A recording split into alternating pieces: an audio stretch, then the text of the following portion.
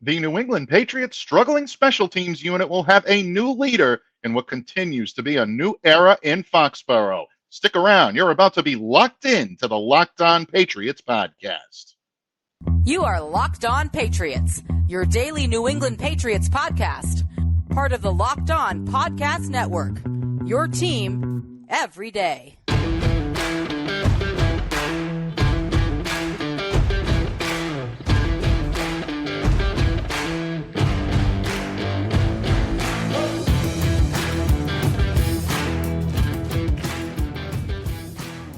Hello to all of you Foxborough faithful, and thank you once again for making Locked On Patriots a daily part of your New England Patriots coverage, and also your first listen every day. Remember, Locked On Patriots is not only a proud part of the Locked On Podcast Network, your team every day, but it is also free and available on all platforms, including YouTube, so smash that subscribe button, download and follow wherever you get your podcasts. I'm your host, Mike Debate. I cover your New England Patriots for Patriots Country of Sports Illustrated. So reach out to me and let me know what's on your mind on X at MDABATENFL. And while you're out there showing some love to Locked On Patriots social media style, please follow our account there as well at LO_Patriots. Today's episode is brought to you by FanDuel. Make every moment more. Right now, new customers get $150 in bonus bets guaranteed when you place a $5 bet. Visit FanDuel.com/lockedon to get started. And Pats fans, thank you so much for joining me here today on the pod. An action-packed agenda. I am about to be joined in just a few moments by former Cincinnati Bengals safety Solomon Wilcots, who always lends an incredible amount of wisdom and counsel no matter where he goes, and he's going to do it today here, folks. We're going to talk about your New England Patriots, the end of the Bill Belichick era, the start of the new era under Jerod Mayo. And Solomon is even going to provide his thoughts on where the Patriots should head to try to rebuild their roster and return to respectability. And make sure you stay locked into our final segment today, as Solomon and I will be joined by another special guest who is going to lend some unique insight on an innovative treatment in the world of sports medicine. So again, settle in because today's episode should be a fun one. But first, the New England Patriots have made a hire at a coordinator position. Now, folks, not offensive coordinator, at least not just yet at the time that we're recording this. Former Los Angeles Rams special teams assistant coach Jeremy Springer is going to be hired by the Patriots as their special teams coordinator. He replaces Cam Atchard, who has held that title since 2020. Now, don't forget, Springer interviewed with the Patriots last week, just finishing his second season as a special teams assistant with the Rams, worked under two coaches in Los Angeles, first under Joe Camillus in 2022, and then under Chase Blackburn this past season. Now, I know this raised a couple of eyebrows. Curiously enough, the Rams finished last in the NFL this season in special teams rankings. Yeah, that's right. The Rams special teams unit ranked dead last, number 32 overall in special teams DVOA. And I know a lot of you out there are wondering, why would the Patriots bring in someone to coach a low-ranked unit with someone on the staff of an even lower-ranked unit? Yeah, it doesn't really make too much sense on the surface, but keep this in mind, folks. Jeremy Springer has been considered a rising star within the coaching ranks now for quite some time, especially when it comes to special teams coaches. Prior to getting the job in Los Angeles, Springer spent 8 seasons at the collegiate level. He started off at UTEP, went to Texas A&M, and then Marshall. During that span, he presided over some of the nation's top-ranked special teams units. That was as a coordinator. Keep in mind that during his time in Los Angeles, Blackburn was the coordinator. DeCamillis was the coordinator, not Springer. In fact, one of Springer's strengths is actually something that helps make me feel better about this hire. He helps kickers regain their control. Just go back to 2022. Rams kicker Matt Gay made 28 of 30 of his kicks. That's 93.3%. That was the second highest mark of his career, and he also tied his career high by making the 58-yarder that season. Bottom line, the Patriots have nowhere to go but up when it comes to special teams. Under Atchard's direction, the Pats special teams unit finished number 28 in special teams DVOA. They finished dead last in that metric in 2022. And there really wasn't a whole lot to smile about.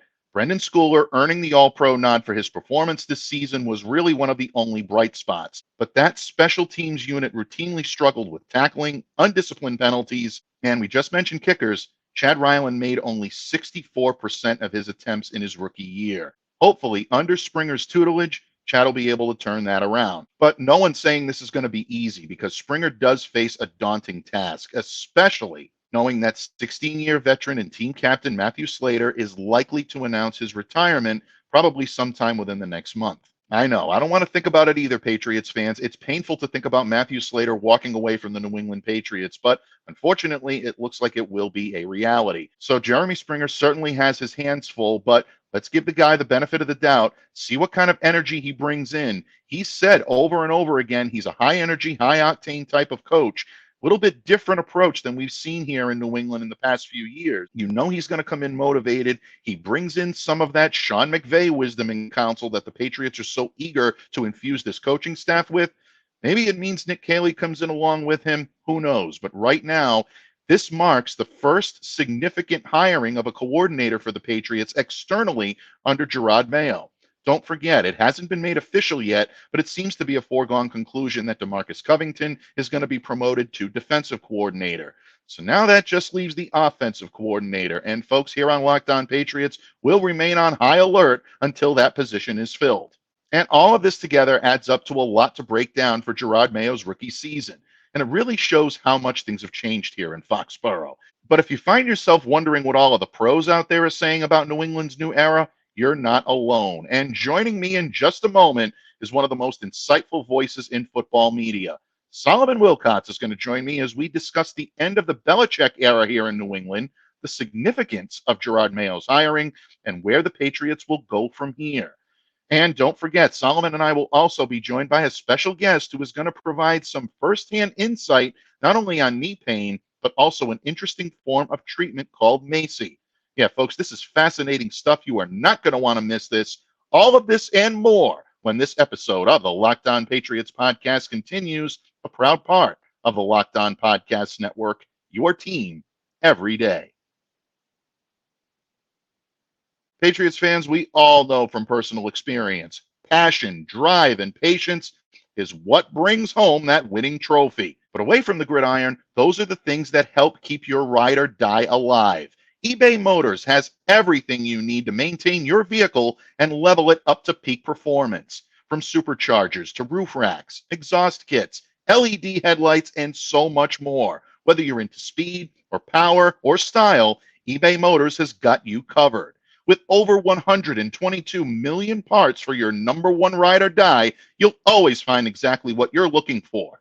And with eBay Guaranteed Fit, your part is guaranteed to fit your ride every time or your money back. Because with eBay Motors, you're burning rubber and not cash. With all the parts you need at all the prices you want, it's easy to turn your car into the MVP and bring home that win. Keep your ride or die alive at ebaymotors.com. Eligible items only. Exclusions apply. eBay Guaranteed Fit only available to U.S. customers. Patriots fans, NFL fans, and football fans of any walk of life. My guest today is a man known to all of you for his days on the gridiron as a safety for the Cincinnati Bengals, and of course, a member of the 1988 AFC Championship Bengals squad. He is also one of the most insightful analysts in the world of football, and he's provided expert insight for NBC, ESPN, CBS, Pro Football Focus. That's just to name a few, folks. He is currently the host of SiriusXM NFL's Radio Opening Drive and the Believe in Bengals podcast. It is my honor to welcome Solomon Wilcots to the pod today. Solomon, thank you so much for joining me here today on Locked On Patriots. Well, Mike, thank you for having me. Good to be on with you today. Thank you. Absolutely. And Solomon, I've been a fan of yours both on and off the field for a number of years. It really, truly is an honor for me to share the microphone with you today. And we're going to do so in just a moment, Pats fans, because we are going to talk some Patriots football. But I would like to point out that here later in the show today, Solomon is going to be joined by Gabe, who has some unique insight on a new innovative medical procedure. I'm honored to provide the platform for you to do so. Stay locked in, folks. You won't want to miss this. But Solomon, of course, this is Locked On Patriots, and I know our Patriots listeners would love to hear your wisdom and counsel, as I like to say, here on these airwaves, especially as a former player and an analyst. You have insight into the nuances of the game that really are unique. You see things us mere mortals don't see on a daily basis covering football. The Pats finished the season 4-13. This was the worst season under Bill Belichick. Ultimately, it ended a 24-year run of Bill Belichick as head coach for the New England Patriots. Before we get into the hiring of Jerod Mayo, which has caused a high level of excitement in the region, and rightfully so, what was your reaction to the end of the Belichick era in Foxborough?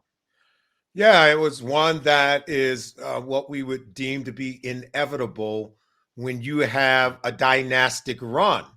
And they had arguably, I think, the longest run for any dynasty in the 104-year history of our league.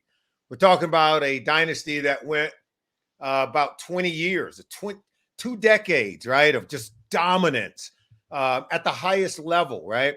Not only championships, multiple trips to the postseason, AFC title games, and trips to the Super Bowl, and then 6 Vince Lombardi trophies by the time it was all said and done. And this is like it's kind of what you would see. There's an apex where you kind of hit the top, and then the come down is hard, man. And that's what the 2023 season represent. No longer do you have a Tom Brady.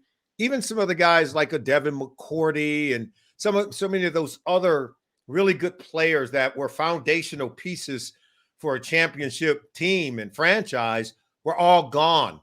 And there was Bill Belichick with that look on his face that if you ever felt sorry for Coach Belichick, that was one of the times to do so.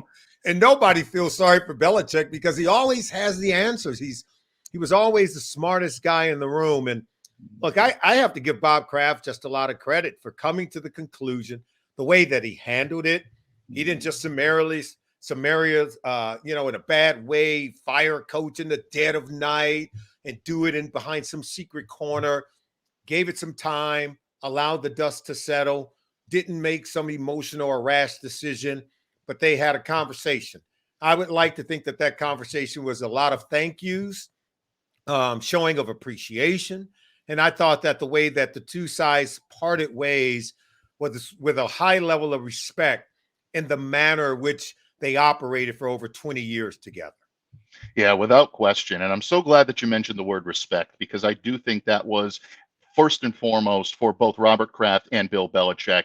The embrace, the handshake at the podium on that day, being in that room and seeing the two architects of this dynasty that New England had for 2+ decades really was a surreal moment, but you definitely felt the level of respect that was on both sides of that coin. And obviously Robert Kraft and the Patriots Brain Trust felt that this was the right time and the proper time to make the move to a younger voice, to a new voice. And that new voice definitely has a lot of Belichickian wisdom and counsel in his heart. And that's Jerod Mayo, the 15th coach in the history of the New England Patriots franchise, as well as the first African-American coach in team history.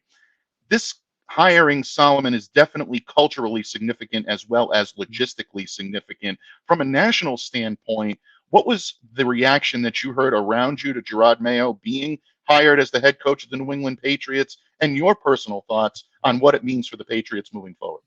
First of all, it's been unanimously celebrated as a very important hire, as a very intricate hire, intentional, if you will, by not just Bob Kraft, but also Coach Belichick. Remember, there are a lot of people who wanted to hire Jerod Mayo. One might argue he would have been a head coach by now had he decided to leave, right? Because people understand the complexity in which the defenses ran.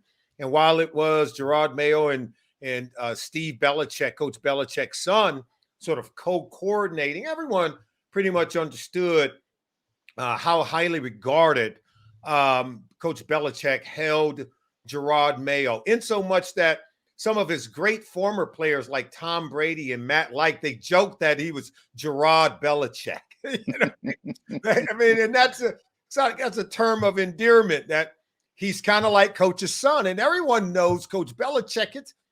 He's a hard guy to get close to in a warm kind of way. The fact that he would give you a job, okay, that says he thinks a lot of you. The fact that he make you his defense coordinator, okay, he thinks very highly of you then. But in some way, shape, or form, Tom Brady and Matt Light were able to share stories that told you this is a special relationship.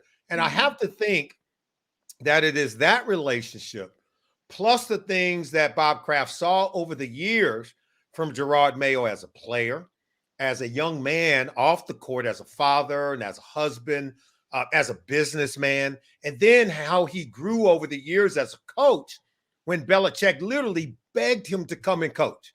He told Jerod Mayo's wife, he was born to do this. He's not going to be happy doing anything else. So we got to get him into coaching.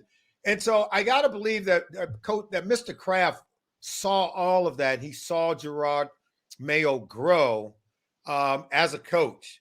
And he said to himself, you mean I get to get another Belichick, but younger, wise, and more relatable, right, for this generation of players? Mm-hmm. And so they signed the deal early.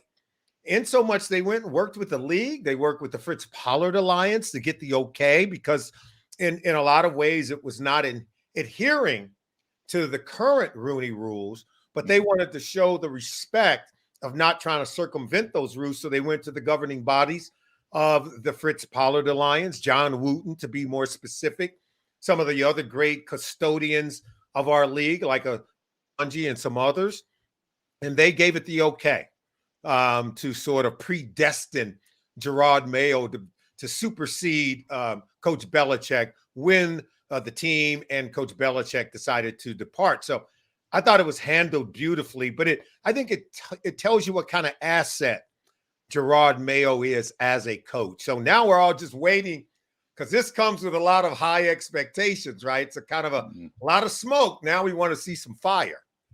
Absolutely. And that fire is definitely evident every time you see Jerod on the field, getting a chance to watch him in practice. And Solomon, us members of the media, we're not allowed to watch a whole lot of practice. We get a little snippet at the beginning, and then you need to walk off and let the team do its thing. But especially in training camp, Jerod is so much of a vocal voice, being there for his players and always, trying to get the most out of them and maximizing them and communicating with them in a way that I think is unique only to Jerod Mayo. And that's something that I believe he's going to utilize this season in order to make sure that this team is on the same page and they know that their coach is someone that not only has a lot of the pedigree of the past, but also the insight of the future to be able to lead them to another level in 2024 and beyond. I was just going to say, Mike, being a head coach in the NFL, that job it's changed in a lot of ways. It's grown in so many ways. It is akin to an executive level job in the private sector. Very good. Right. This is a multi-level job. You're talking talent evaluation, the construction of a team, and the construction of a roster. You have to be able to handle the management of time when it comes to developing players' practice schedules. There's so many things at an executive level that you're handling administratively, right? Before you ever coach a game, right? You've got to be able to lead, and men intuitively know if the plan that you have for leadership, if it's working. They know if you're not holding people accountable. They know if the organization isn't there, particularly if you come behind a Bill Belichick now, you better have all your I's dotted and all your T's crossed. And so more importantly, the game has evolved even more to where coaches, you have to build relationships. And this is not just players. This is even as you're building out a staff with your coaches, with people in the front office, right? And with your players. So you have to manage up, you have to manage laterally, and you have to be able to manage vertically.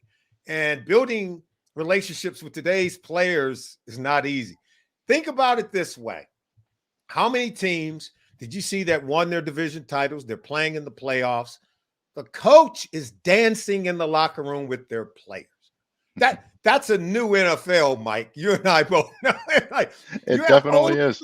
Coaches. Look, you got Andy Reid wearing the gold chain and doing his thing. You got John Harbaugh dancing in the lock.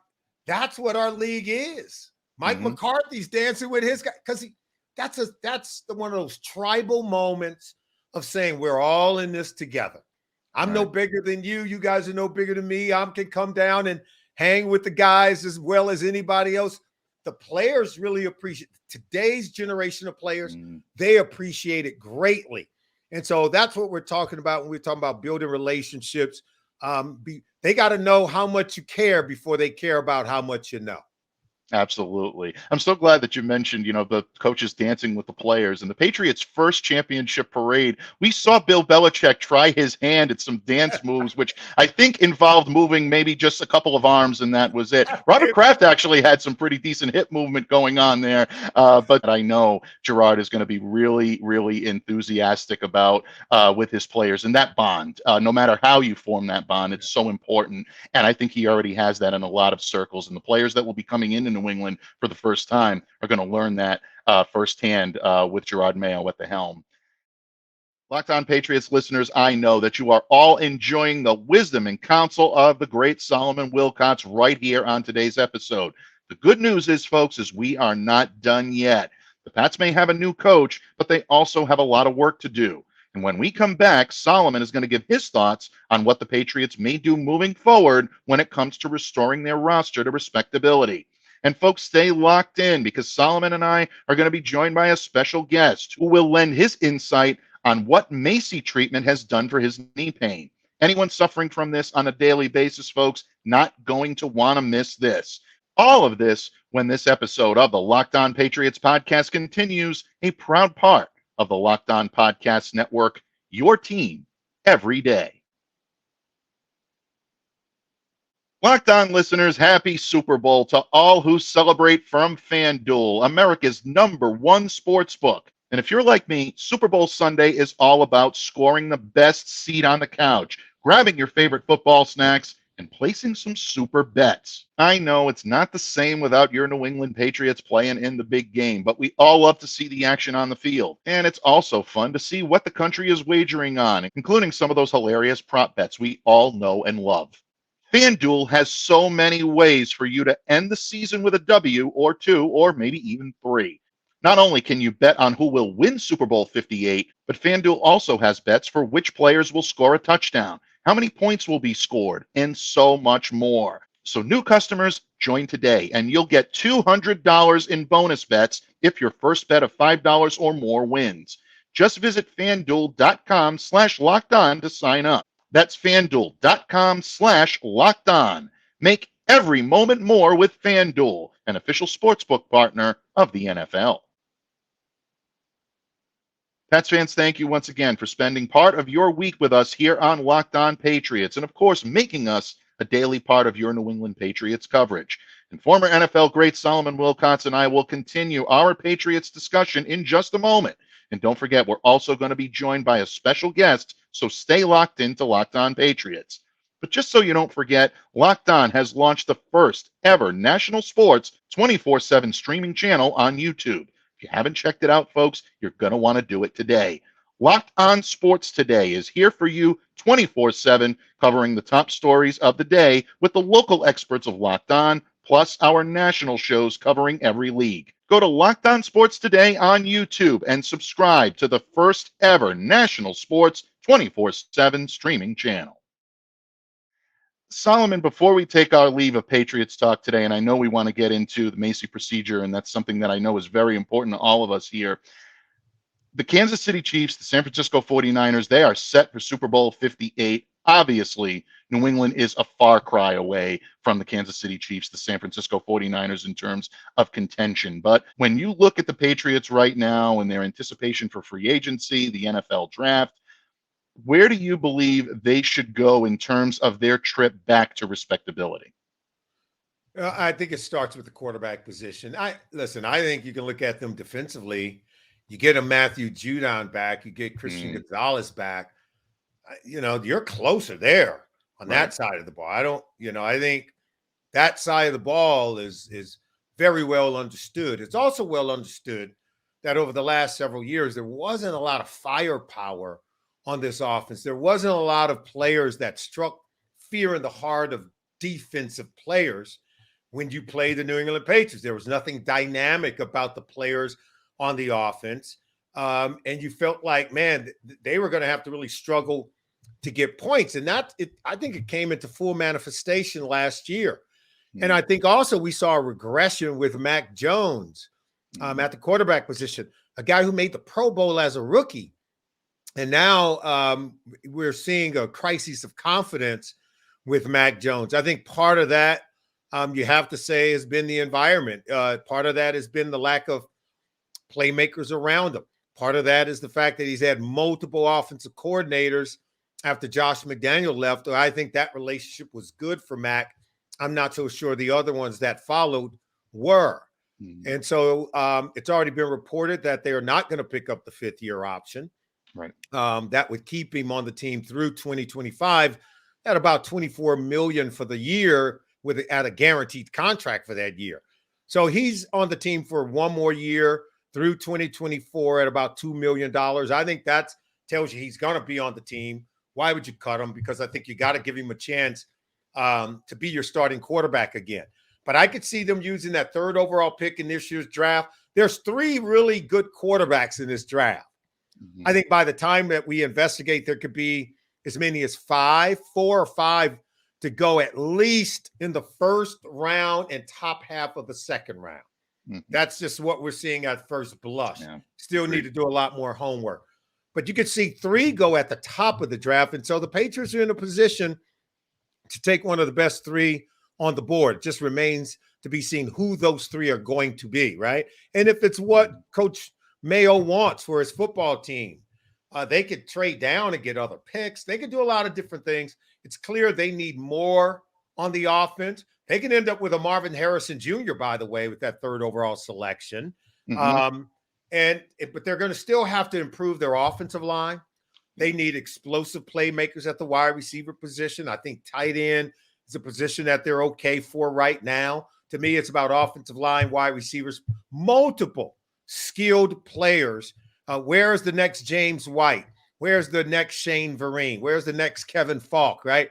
Mm-hmm. And maybe their offense looks different than what we saw with those most recent offenses that worked really well for the Patriots under Tom Brady.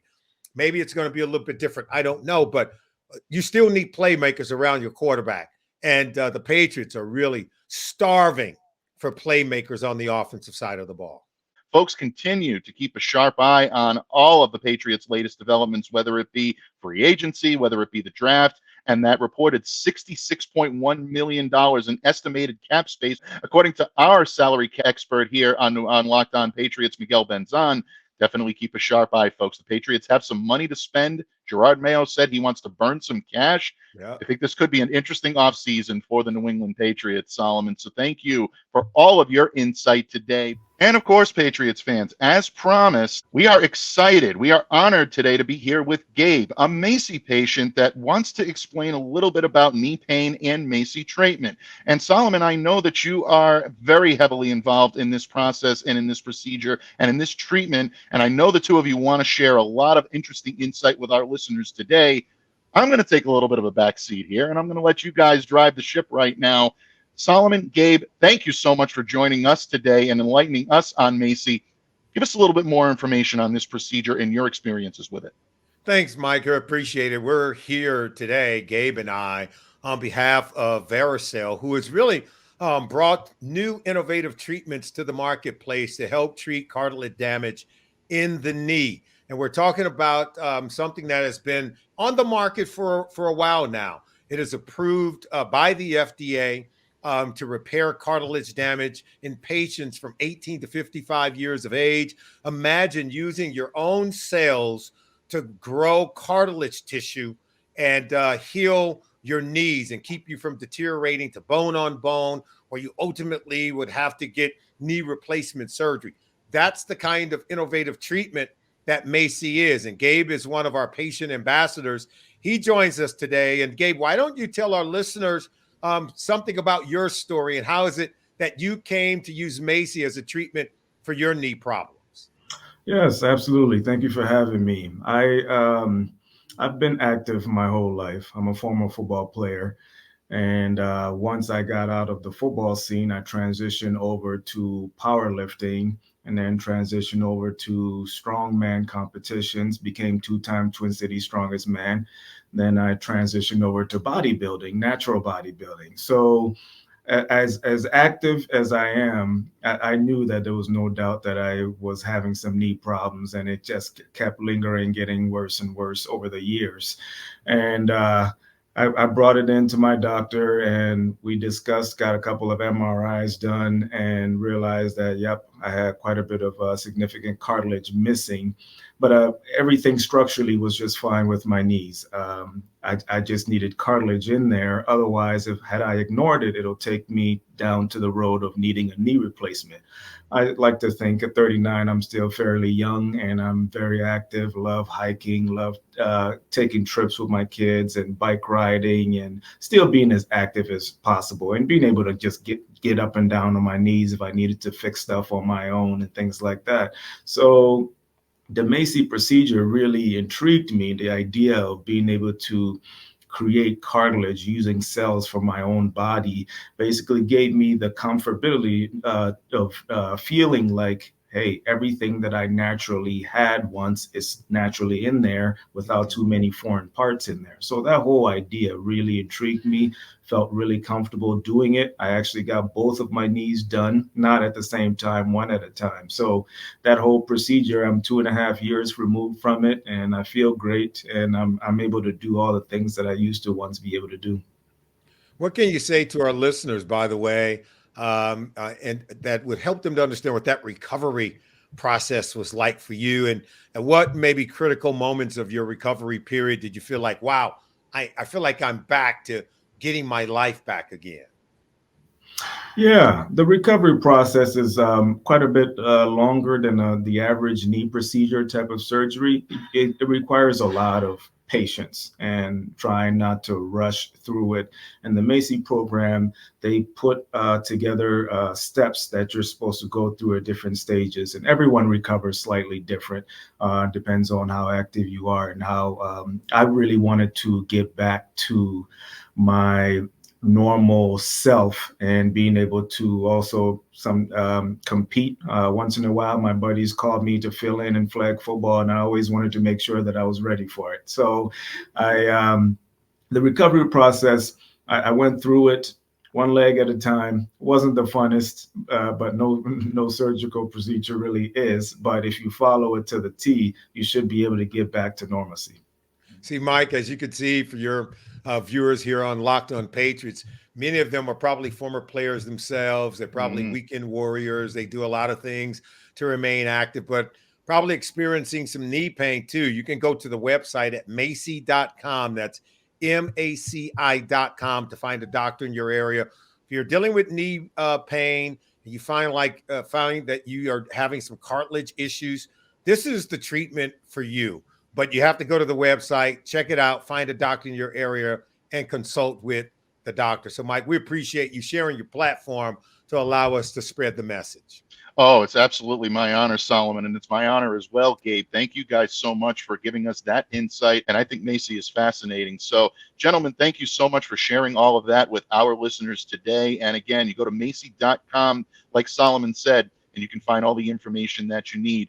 Gabe, my best of luck to you and my best wishes to you in your continued recovery and on the road to better health and better mobility. And Solomon, thank you once again for lending all of your wisdom. And you can find him on Twitter, folks, at Solomon's Wisdom. That was not necessarily by happenstance. That was by design. The wisdom and counsel today of Solomon Wilcots is always something we are happy to share here on Locked On Patriots. And folks, thank you for hanging in there with us today and for joining us and making us a daily part of your New England Patriots coverage. On behalf of Gabe, of the great Solomon Wilcots, I'm Mike Debate, reminding all of you to stay safe and to stay well and to be the change you wish to see in the world. Have a great day, everyone, and we'll see you back here again tomorrow on Locked On Patriots.